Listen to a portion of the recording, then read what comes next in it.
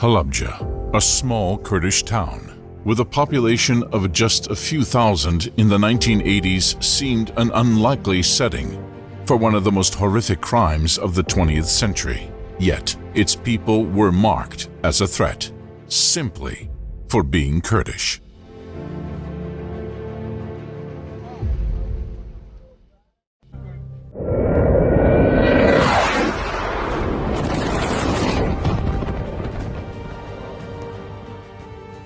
The Halabja chemical attack was not an isolated event, but the climax of a broader, more sinister campaign known as Anfal.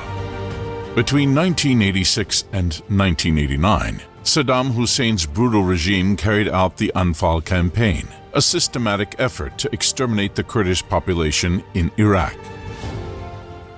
During this period, 182,000 men, women, and children were slaughtered by the Ba'ath regime. Many were buried in mass graves deep in the southern deserts of Iraq, their only crime existing as Kurds.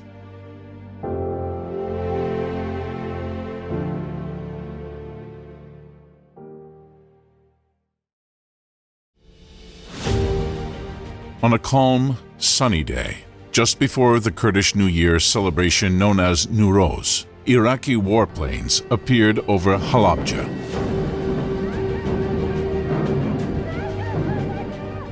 This time, the attack was different. A few bombs were dropped and the warplanes disappeared.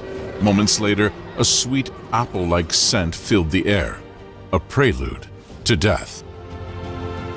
The order was a deadly mix of chemical agents, mustard gas, sarin, VX, and other nerve toxins. Within minutes, the air turned lethal. People collapsed where they stood. Mothers clutched their children, desperate to protect them. Within hours, over 5,000 people were dead, and thousands more suffered lifelong injuries.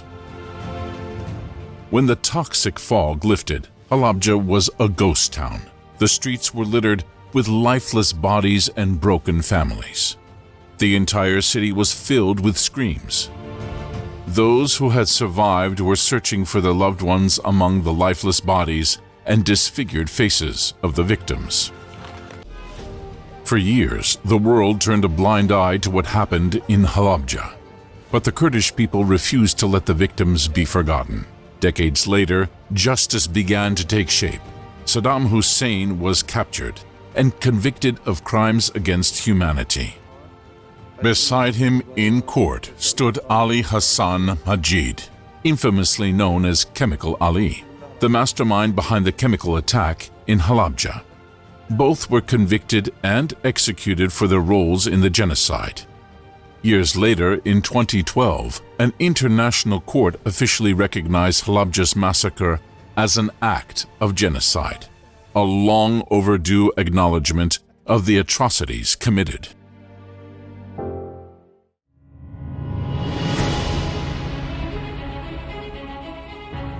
Today, Halabja bears the scars of its past but stands strong. A monument in the town honors those who perished during the chemical attack. And every year, on March 16th, thousands gather to commemorate the victims, here and across Kurdistan. Halabja's story is not just about the past. It is a call to action, a reminder of the horrors of chemical warfare, and a demand for justice and peace.